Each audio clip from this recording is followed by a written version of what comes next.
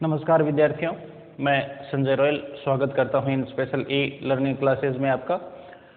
आज की जो क्लास है वो कक्षा 10 से विज्ञान हिंदी वर्ग के लिए जो 10वां चैप्टर शुरू कर रखा था हमने विद्युत धारा, उसी को हम आगे बढ़ाते हैं। इस अध्याय में अभी तक हम पढ़ चुके हैं विद्युत धारा के बारे में। विद्युत धारा, जब एक चालक तार से बने हुए परिपथ के दो सिरों के मध्य विभवांतर उत्पन्न किया जाता है। विभवांतर उत्पन्न करने का कार्य जो है वो करता है एक सेल या फिर कई सेलों के संयोजन से बनी हुई एक बैटरी। तो इसके सिरों के मध्य विभवांतर उत्पन्न करने पर इस परिपथ में विद्युत धारा प्रवाहित होने लगती है। विद्युत धारा प्रवाहित होने का मतलब है इसमें आवेश जो है वो एक सिरे से दूसरे सिरे की ओर बहने लगते हैं। इस आवेश के प्रवाह की दर को ही विद्युत धारा कहा जाता है। तो इस प्रकार से विद्युत धारा के बारे में हमने पढ़ लिया था। विद्युत धारा जो है वो होती है I = Q/T, यानी एक इकाई समय में जितने आवेश प्रवाहित होते हैं किसी परिपथ से, वो उस परिपथ की विद्युत धारा कहलाती है। यह विद्युत धारा जो है वो निर्भर करती है विभवांतर पर, और विभवांतर का अर्थ है कि एक सिरे से दूसरे सिरे तक, यानी यहाँ से यहाँ तक आवेशों को लाने के लिए या आवेशों को प्रवाहित करने के लिए जो कार्य किया जाता है वो कहलाएगा इन दो सिरों के मध्य का विभवांतर, यानी V बराबर था W/Q, यानी इकाई आवेश को एक सिरे से दूसरे सिरे तक प्रवाहित करने हेतु किया गया कार्य उस परिपथ के या उस चालक के दोनों सिरों के मध्य का विभवांतर कहलाता है। यहाँ तक का हमने पढ़ लिया था। इसके बाद में विद्युत धारा और विभवांतर में क्या संबंध होता है, इस संबंध को ज्ञात किया था ओम ने, जिसके आधार पर ओम का नियम जो है वो प्रतिपादित किया गया था। ओम का नियम था जिसके बारे में हमने पढ़ा था। ओम का नियम ये कहता है कि किसी भी चालक के सिरों के मध्य उत्पन्न किया गया विभवांतर और उसमें प्रवाहित विद्युत धारा एक दूसरे के समानुपाती होते हैं। यानी विभवांतर में हम परिवर्तन करते हैं तो विद्युत धारा भी उसी के अनुसार परिवर्तित हो जाती है। और इस परिवर्तन को यदि हम नियतांक मानकर देखें, इनका जो अनुपात है वो नियतांक आता है, यानी V/I जो है वो एक नियत अंक निकलता है जिसे हम कहते हैं R, और इसे कहा जाता है उस चालक के परिपथ का प्रतिरोध। तो इस प्रकार से हमने विद्युत धारा, विभवांतर और प्रतिरोध जो है उनके संबंध को ओम के नियम से यानी V/IR से हमने समझ लिया था। इसके बाद में प्रतिरोध को प्रभावित करने वाले जो कारक हैं उनके बारे में भी हमने इसी चैप्टर में या इसी क्लास में हमने स्टडी की थी। इसके बाद आज हम इस चालक परिपथ के बारे में कुछ और सामान्य बातें जो हैं उनके बारे में हम पढ़ेंगे। अब यहाँ पर यदि हमें इन चीज़ों को समझें तो उससे पहले एक सामान्य सी चीज़ जो है वो समझनी आवश्यक है कि एक चालक परिपथ जो है वो बनाया कैसे जाता है। तो उसके लिए भी कुछ प्रतीक जो हैं वो काम में लिए जाते हैं जिनके बारे में हमने पढ़ा था। यहाँ पर हम मानते हैं कि ये एक सेल को प्रदर्शित करता है, एक बड़ी लाइन और एक छोटी लाइन। बड़ी लाइन प्लस या धनावेशित सिरा है, छोटी लाइन ऋणावेशित सिरा है। ये एक सेल हो गया। यदि हमने यहाँ पर इस तरह से एक सेल और बना लिया और इनको संयोजित कर दिया तो ये 2 सेल हो गए, ये 3 सेल हो गए। तो 3 सेलों से बनी हुई एक बैटरी है ये। इस बैटरी से हम तार निकालते हैं और इस तार में हमें साथ में कुंजी या स्विच जो है वो जोड़ देते हैं जो ऑन की स्थिति को दर्शाता है। अब इसके बाद में इस चालक तार में हम मध्य में कोई प्रतिरोध जो है वो जोड़ते हैं। प्रतिरोध या प्रतिरोधक एक ऐसी युक्ति जिसका एक निश्चित प्रतिरोध होता है जो आवेशों को खर्च करती है, या कहते हैं कि आवेशों के मार्ग में बाधा उत्पन्न करती है। हम घरों में जो विभिन्न युक्तियां काम में लेते हैं, जैसे बल्ब है, हीटर है, ट्यूबलाइट है, फैन, पंखा है, टीवी है, ये सारे जो हैं वो प्रतिरोधक की तरह से कार्य करते हैं। यहाँ तक कि एक छोटा सा बल्ब या इंडिकेटर जो होता है जो ये दर्शाता है कि लाइट है या नहीं, इसको दर्शाता है विद्युत धारा प्रवाहित हो रही है नहीं सर्किट को, वो भी प्रतिरोधक की तरह से कार्य करता है। अब हमें घर में या एक कमरे में भी देखें तो एक साथ हम कई सारे प्रतिरोधक काम में लेते हैं। कमरे में मेन सप्लाई में तार जो है वो 2 आते हैं, या घर पर भी यदि हम देखें तो मेन सप्लाई से जो तार हैं, केबल से जो तार आते हैं वो केवल 2 ही तार आते हैं, जिसमें से एक धनावेशित सिरा, एक ऋणावेशित सिरा होता है, और उसके बाद में हम घर में कई सारी युक्तियां एक साथ जोड़ते हैं। इसका मतलब हम एक परिपथ में एक से ज्यादा प्रतिरोधकों को संयोजित करते हैं, ये कहलाता है प्रतिरोधकों का संयोजन।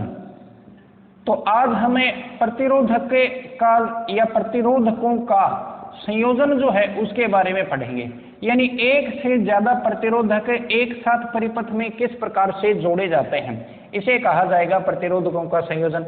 अब यहाँ पर इसको जोड़ने के 2 तरीके हो सकते हैं। मान लिया हमारे पास ये प्रतिरोधक हैं, जैसे मान लें 3 बल्ब हैं हमारे पास, तीनों बल्ब एक समान प्रतिरोध के या हो सकता है अलग अलग प्रतिरोध के हों। इसका प्रतिरोध माना है R1, इसका प्रतिरोध मान लिया है R2, इसका प्रतिरोध है मान लिया RA3। तो इन तीनों प्रतिरोधकों को एक साथ संयोजित करना है एक ही परिपथ में, यानी ये जो हमने सर्किट बनाया है या परिपथ बनाया है इसमें एक साथ संयोजित करना है इनको। तो इनको हम कैसे संयोजित कर सकते हैं, उसके 2 तरीके हो सकते हैं। प्रतिरोधकों का संयोजन 2 प्रकार से होता है, एक उनको जोड़ने का जो क्रम या संयोजन होता है वो है श्रेणी क्रम, और दूसरा जो है वो है समांतर क्रम। तो श्रेणी क्रम और समांतर क्रम 2 प्रकार से संयोजित इनको किया जा सकता है। अब श्रेणी क्रम और समांतर क्रम का अर्थ क्या होगा उस चीज को समझें। तो हम पहले प्रतिरोधकों के संयोजन में श्रेणी क्रम संयोजन जो है उसकी बात करते हैं। श्रेणी क्रम संयोजन जो है वो क्या होगा, या इसमें हम कैसे प्रतिरोधकों को संयोजित करेंगे। तो इसको देखें हम, यहाँ पर ये एक प्रतिरोधक है, इसके 2 सिरे हैं, एक ये सिरा एक ये सिरा, ये पहला ये दूसरा, इसके भी ये 2 सिरे हैं, इसके भी ये 2 सिरे हैं। इनको हम एक प्रतिरोध इस परिपथ में संयोजित करेंगे। तो एक तो यहाँ पर तार में कट लगाया और इस प्रकार से इसको संयोजित कर दिया, ये एक प्रतिरोधक यानी R1 हो गया। इसी के साथ में हमें R2 जो है वो जोड़ना है। तो कैसे जोड़ सकते हैं, इसी प्रतिरोधक का जो दूसरा सिरा है, ये इसका पहला सिरा, ये इसका दूसरा सिरा, इसका ये जो दूसरा सिरा है उसके आगे अगला जो प्रतिरोधक है उसका पहला सिरा जोड़ दें, यानी इस प्रकार से संयोजित कर दिया, ये हो गया R2। इसी में हमें एक और जोड़ना है, तो इस तरह से हमने इसमें ये जोड़ दिया R3। ये इस प्रकार का जो संयोजन है वो श्रेणी क्रम संयोजन कहलाएगा। तो इस प्रकार से हमने एक आरेखीय चित्र जो है वो बनाया है श्रेणी क्रम संयोजन का। तो श्रेणी क्रम संयोजन जो है वो हम किसे कहेंगे, जब अलग अलग प्रतिरोधकों को एक सिरे से दूसरा सिरा मिलाते हुए जोड़ा जाता है, यानी इसका ये पहला सिरा तो इसका दूसरा सिरा, इसका पहला सिरा तो इसका दूसरा सिरा, एक सिरे से दूसरा सिरा, या कह सकते हैं एक सिरे से दूसरा सिरा यूं मिलाते हुए एक कतार में एक लाइन में जोड़ा जाता है। तो वो संयोजन जो है वो क्या कहलाता है, श्रेणी क्रम संयोजन। और इसको आरेखीय चित्र में हम इस प्रकार से दर्शाते हैं। एक दूसरा तरीका जो है वो क्या होगा, समांतर क्रम के बारे में हम बाद में पढ़ेंगे, लेकिन पहले एक बार समझने के लिए देख लेते हैं। जैसे ये तार जो है वो निकाले हुए हैं, यहाँ पर हमें इन 3 प्रतिरोधकों को समांतर क्रम में जोड़ना है। तो कैसे जोड़ेंगे, यहाँ पर इस तार में कट लगाया, इसके बाद में ये 2 बिंदु बन गए तार में, एक हो गया X एक हो गया Y, या एक मान ले A एक मान ले B। इसके बीच में एक प्रतिरोधक जो है उसको इस तरह से जोड़ दिया, यानी इसका ये पहला और ये दूसरा सिरा इस तरह से जोड़ा। दूसरा प्रतिरोधक इसके समांतर क्रम में कैसे जोड़ सकते हैं, इस प्रतिरोधक का जो पहला सिरा है दूसरे प्रतिरोधक का पहला सिरा वो, और इसका दूसरा सिरा ये, इसी तरह से ये तीसरा। अब इस तरह से ये जो संयोजन है वो समांतर क्रम संयोजन कहलाएगा। इसमें क्या है, इसमें अलग अलग प्रतिरोधकों के सिरों को 2 सामान्य बिंदुओं के मध्य संयोजित किया जाता है, तो वो कहलाता है समांतर क्रम संयोजन। यानी इसमें विद्युत धारा बह रही है। अब इसके आधार पर देखें तो विद्युत धारा जो है वो कैसे प्रवाहित होगी। श्रेणी का मतलब होता है कतार या लाइन। इसमें विद्युत धारा यहाँ से चलती है, यहाँ से प्रवाहित होनी शुरू होती है, इसके बाद में ये आगे बढ़ती है और इस प्रतिरोधक में प्रवाहित होगी। इसके बाद में जो विद्युत धारा R1 से गई है वही विद्युत धारा R2 से भी जाएगी, वही विद्युत धारा R3 से भी जाएगी। यानी विद्युत धारा का जो रास्ता है वो तीनों से होकर एक साथ गुजरता है, पहले एक में से, फिर दूसरे में से, फिर तीसरे में से। यानी इसमें समान विद्युत धारा प्रवाहित हो रही है, या विद्युत धारा का जो रास्ता है वो केवल एक ही है समान श्रेणी क्रम संयोजन में। जबकि समांतर क्रम संयोजन में देखें, यहाँ पर विद्युत धारा प्रवाहित हो रही है, उसके लिए ये रास्ता बना हुआ है, यहाँ आई। इसके बाद में जैसे ये इस बिंदु पर पहुंचती है जिसमें समांतर क्रम में 3 प्रतिरोधक संयोजित हैं, इसमें से विद्युत धारा के प्रवाह के लिए एक रास्ता तो ये हो गया, दूसरा रास्ता ये बन गया, तीसरा रास्ता ये हो गया। यानी विद्युत धारा जो है उसके रास्ते जो है वो विभाजित हो जाते हैं, या यूं कह सकते हैं विद्युत धारा जो है वो विभाजित हो जाती है, लेकिन सिरे जो है वो सभी प्रतिरोधकों के समान हैं। अब विभवांतर जो है वो तो होता है सिरों के मध्य, इसलिए यूं कह सकते हैं कि समांतर क्रम में विभवांतर जो है वो समान है, परंतु विद्युत धारा क्या है, विद्युत धारा जो है वो अलग अलग प्रतिरोधकों में असमान है। विद्युत धारा यहाँ बंट गई, जबकि विभवांतर जो है वो कैसा रहा, एक समान रहा। इसमें देखें, इसमें हम देखें तो इसमें विद्युत धारा जो है वो यहाँ पर आई है और इसको हम प्रदर्शित करते हैं आई से। इसके बाद इसमें से निकलकर इसमें प्रवाहित होती है, वो भी विद्युत धारा आई है, समान रास्ता है तो विद्युत धारा भी समान ही रहेगी, यानी विभाजित नहीं हो रही है, बंट नहीं रही है अलग अलग रास्तों में। तो विद्युत धारा जो है वो इनमें तीनों प्रतिरोधकों में समान रहती है। तो श्रेणी क्रम संयोजन में यदि हम देखें तो विद्युत धारा जो है वो समान रहती है, इसमें विद्युत धारा असमान अलग अलग होती है। अब विभवांतर की बात करें, यहाँ पर इस प्रतिरोधक का सिरा ये है, ये मान लें A, ये B, इसके सिरे ये हैं C और D, इसके सिरे ये हैं E और F। तो इस आधार पर देखें तो इस प्रतिरोधक के सिरे अलग है, इसके सिरे अलग है, इसके सिरे अलग हैं, और सिरे यदि चेंज हो जाते हैं तो इसका मतलब इसमें विभवांतर भी चेंज हो जाएगा। यानी इसमें V जो है यानी विभवांतर जो है वो कैसा होता है, असमान होता है। तो इसी को ध्यान में रखते हुए हम इस श्रेणी क्रम संयोजन के लिए कुल प्रतिरोध जो है वो कितना आता है उसको ज्ञात करने के लिए एक व्यंजक या एक सूत्र जो है उसकी व्युत्पत्ति हम यहाँ पर करते हैं। तो इसके लिए सीधा सा ध्यान में रखें, श्रेणी क्रम संयोजन में कुल प्रतिरोध या फिर कह सकते हैं तुल्य प्रतिरोध, यानी इन तीनों का मिलाकर जो प्रतिरोध है वो कितना होगा, तो उसकी हम बात करते हैं। तो तुल्य प्रतिरोध का व्यंजक उत्पन्न कैसे किया जाता है, इस पर आधारित एक महत्वपूर्ण प्रश्न बनता है, तो उसकी बात हम यहाँ पर आज के इस क्लास में करेंगे। तो इसमें पहले इस प्रकार का ये जो संयोजन है उसके बारे में यदि हमें व्यंजक की व्युत्पत्ति करनी है तो पहले एक सामान्य सा परिपथ जो है वो बना ले, इसमें ये चीजें ना दर्शाएं, चाहे बिंदु नहीं दर्शाएं तो भी कोई बात नहीं। इस तरह से हमने ये 3 प्रतिरोधक लिए R1, R2, R3, और एक प्रतिरोधक के एक सिरे को दूसरे प्रतिरोधक के दूसरे सिरे से मिलाते हुए आपस में इस तरह से श्रेणी क्रम में संयोजित हमने कर दिया। अब ये श्रेणी क्रम में इसको जब हमने संयोजित कर दिया तो इसके बाद में इसमें जो मुख्य बातें निकल कर आई वो क्या है, विद्युत धारा इसमें समान रहती है, यानी विद्युत धारा का मान जो है वो सभी जगह एक समान है। विभवांतर जो इस बैटरी का है, इन दो सिरों के मध्य जो विभवांतर है वो यहाँ पर बट जाएगा, इसलिए ये कह सकते हैं कि इसमें विभवांतर है V1, इसका विभवांतर मान लिया V2 और इसका विभवांतर मान लिया कितना है V3। अब इस आधार पर देखें तो सबसे पहले हम ये चीज लिखेंगे कि श्रेणी क्रम संयोजन में विद्युत धारा यानी शॉर्ट में दर्शा दें I का मान सभी प्रतिरोधकों में समान रहता है, परंतु विभवांतर V का मान प्रत्येक प्रतिरोधक के लिए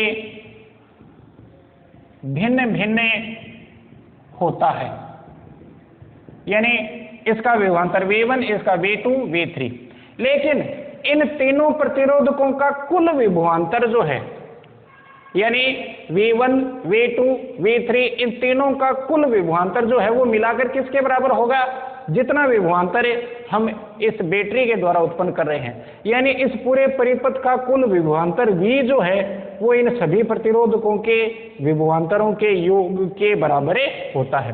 तो यूं कह सकते हैं कि श्रेणी क्रम संयोजन में परिपथ का कुल प्रतिरोध इसे परिपथ का कुल प्रतिरोध नहीं, सॉरी, कुल विभवांतर, इसे परिपथ का कुल विभवांतर विभिन्न प्रतिरोधकों के विभवांतरों के योग के बराबर होता है। अर्थात हम ये कह सकते हैं कि कुल प्रतिरोध कुल विभवांतर जो इन्हें पूरे परिपथ का है वे ये किसके बराबर होगा, ये इन अलग अलग प्रतिरोधकों के विभवांतर यानी V1 V2 V3 इनके योग के बराबर होगा, यानी V1 plus V2 plus V3 इनके बराबर ये रहेगा।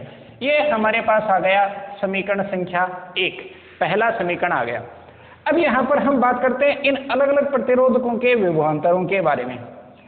इस प्रतिरोधक का विभवांतर है V1, इसका प्रतिरोध है R1 और इसमें प्रवाहित विद्युत धारा है I तो समान है, प्रतिरोध अलग अलग है। तो इस आधार पर देखें तो अब इस पर हम ओम का नियम अप्लाई करें तो इसके आधार पर हम कह सकते हैं कि ओम के नियम से विभिन्न प्रतिरोधकों का विभवांतर जो है वो क्या होगा, विभवांतर इसका विभवांतर V1 जो है वो होगा ओम के नियम से IR1। ओम का नियम ये कहता है कि V बराबर IR होता है। तो इस प्रतिरोधक में प्रवाहित विद्युत धारा I है और इसका प्रतिरोध जो है वो है R1, तो इसमें प्रवाहित विद्युत, तो इसका विभवांतर जो है वो हो गया V1। तो V1 बराबर IR1, ये हमारे पास दूसरा समीकरण आया। इसी ओम के नियम को इस पर अप्लाई करें, यानी इस प्रतिरोधक के सिरों के मध्य उत्पन्न विभवांतर V2 जो है वो बराबर होगा IR2 के, यानी V2 is equal to IRA2, ये हो गया।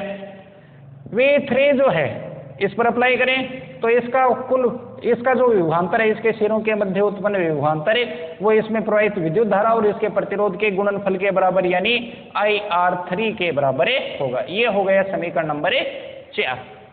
तो इस प्रकार से हमने ये 4 समीकरण जो हम वो बना लिए।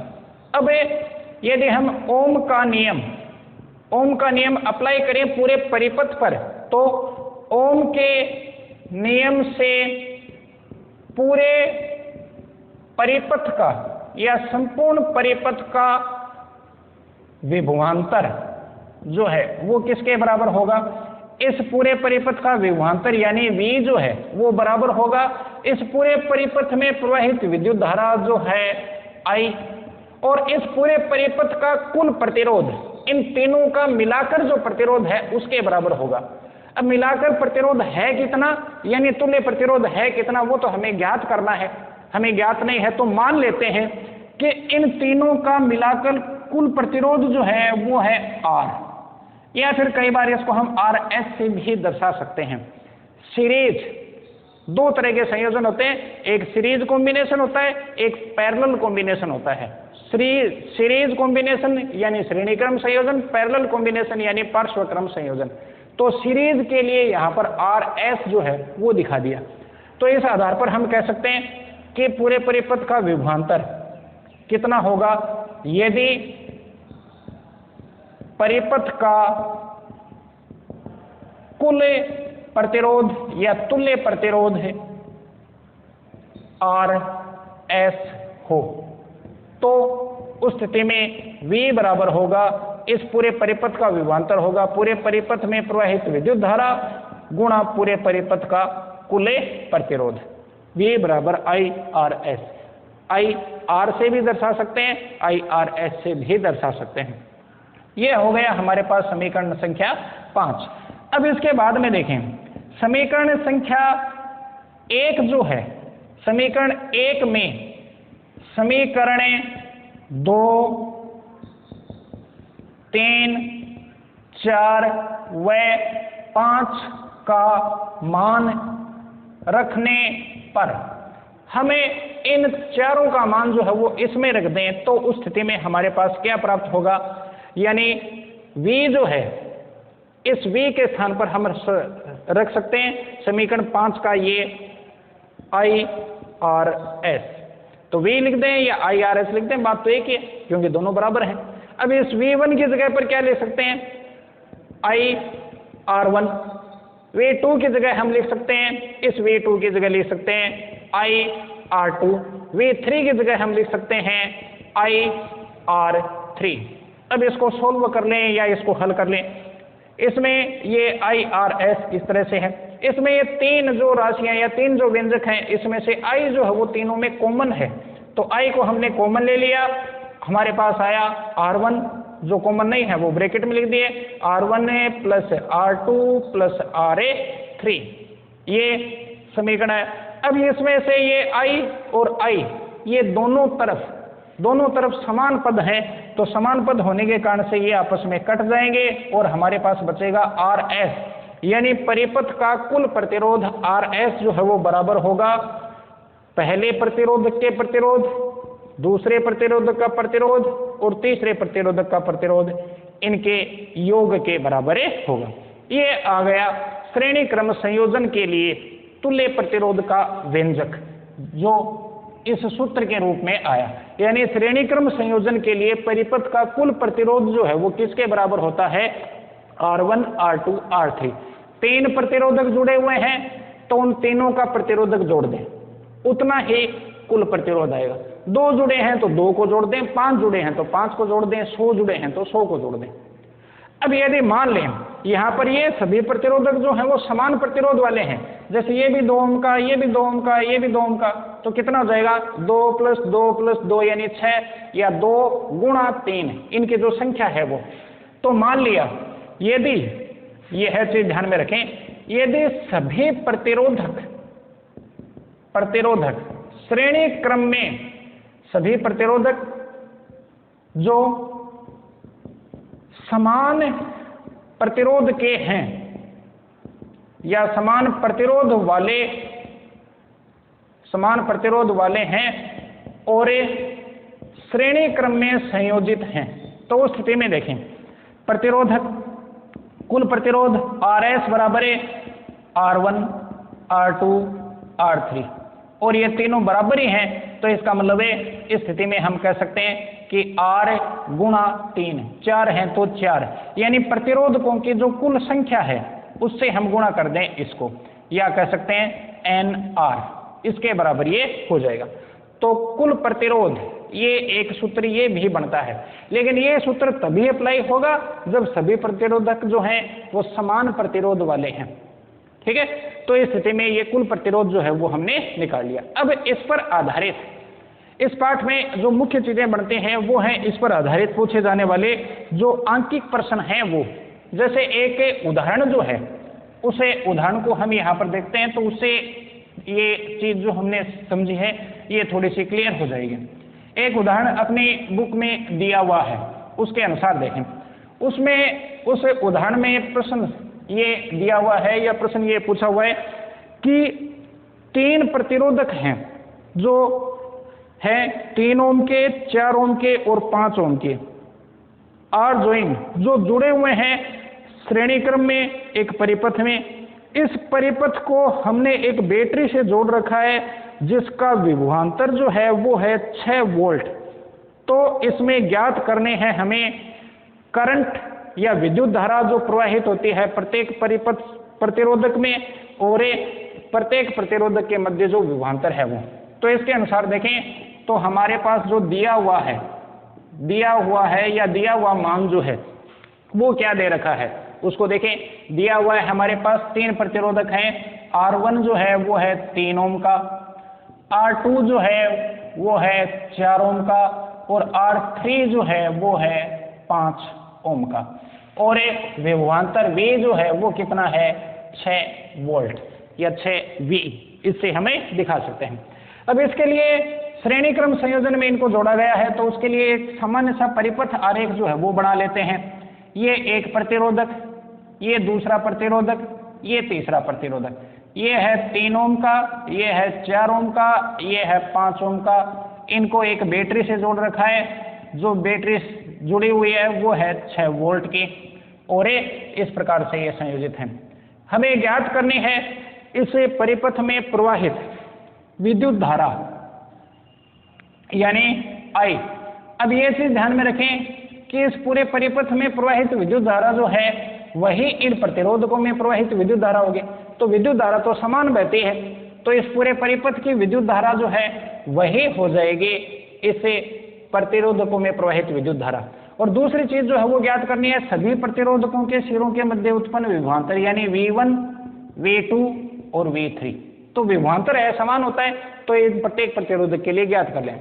लेकिन ऐसी स्थिति में ऐसे प्रश्न जब भी हम हल करें तो उसमें हमें सबसे पहले जो चीज निकालनी होती है वो है परिपथ का कुल प्रतिरोध। अब श्रेणी क्रम संयोजन के लिए कुल प्रतिरोध जो है वो मान लिया हमने कितना है RS, और RS बराबर होता है R1, R2, R3 के बराबर। तो इस स्थिति में देखें तो RS बराबर हो जाएगा, इनका मान रख दें, R1 की जगह 3 ओम, 4 ओम और 5 ओम। तो 4, 3, 7, 5, 12 ओम कुल प्रतिरोध आ गया। अब इसके बाद में हम ज्ञात कर सकते हैं इस पूरे परिपथ का कुल प्रतिरोध जो है वो 12 ओम है। पूरे परिपथ का कुल विभवांतर जो है वो 6 वोल्ट है। तो परिपथ में प्रवाहित विद्युत धारा कितनी हो जाएगी? परिपथ में प्रवाहित विद्युत धारा, इसका मान ज्ञात कर लेंगे। परिपथ में प्रवाहित विद्युत धारा जो है वो होती है ओम के नियम से। देखें ओम के नियम से ये था V बराबर होता है IR, इसका कुल प्रतिरोध RS है तो V बराबर IRS हो गया। तो इस स्थिति में I बराबर क्या हो गया? इसी सूत्र से I बराबर क्या हो जाएगा? I को इसी तरफ रखें, RS इस तरफ आ जाएगा, यानी V/RS। अब मान रख दें V का मान है दिया हुआ है 6 वोल्ट, तो I बराबर है 6 और कुल प्रतिरोध आया हमारे पास निकल कर इस पहले हल से 12 ओम, तो ये आ गया 0.5 एम्पियर। तो इस परिपथ में प्रवाहित विद्युत धारा जो है वो हो गई 0.5 एम्पियर। यही विद्युत धारा इसमें प्रवाहित होगी, यही इसमें प्रवाहित होगी, यही इसमें प्रवाहित होगी। तो अब हम ज्ञात करते हैं तीसरा जो हल है उसको, यानी प्रत्येक प्रतिरोधक